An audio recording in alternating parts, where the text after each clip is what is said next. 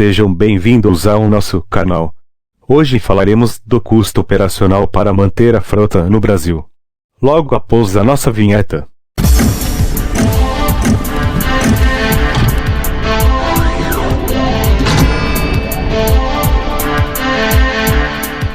O transporte rodoviário é o meio mais utilizado no Brasil, responsável por cerca de 75% da distribuição de cargas. O modal conduz desde insumos a produtos industrializados. O uso de caminhões e carretas nas estradas do país cresceu em ritmo muito lento até a década de 50. Mas agora, com a quarta revolução industrial, a Revolução 4.0, houveram grandes mudanças para o desenvolvimento. Para isto, foram criadas novas rotas e rodovias que incluem novos trajetos que cortam o país de norte a sul, de leste a oeste. E com isto o transporte escreve uma nova história com veículos novos, com tecnologias embarcadas, sofisticados e com maiores capacidades de carga.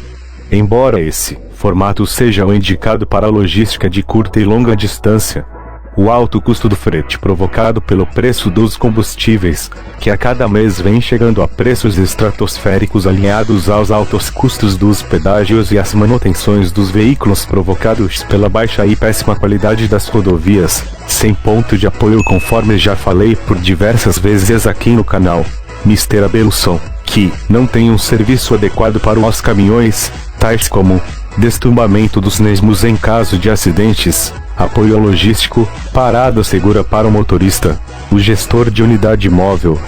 Estas são algumas das grandes desvantagens do transporte rodoviário no Brasil.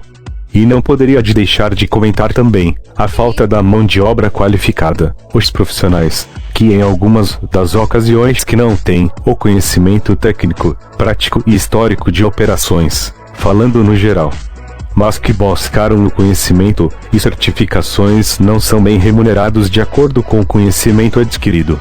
Veja o gráfico a seguir dos gastos de um transporte modal referente a cada 1000 km rodados.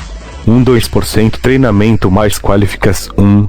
2 IPVA mais seguros. 3-5% S pneus. 4-6% manutenção. 5 desvalorização. 6 custos administrativos. 7-27% remuneração mais MNODOBRA. 8-47% combustível. Mas podemos mitigar e até zerar parte destes gastos e econômico desperdícios com mão de obra qualificada, que representa 2%, investido em treinamentos, exemplo, legislação, mecânica, movimentação de carga, amarração, subeconomia de combustível, condução segura e gestão em transportes e econômico pneus. Estes hábitos podem lhe trazer muitos lucros à sua empresa, e na contramão você tem a obrigação de gratificar a sua equipe. Para você que chegou até aqui agora, meu muito obrigado e até a próxima.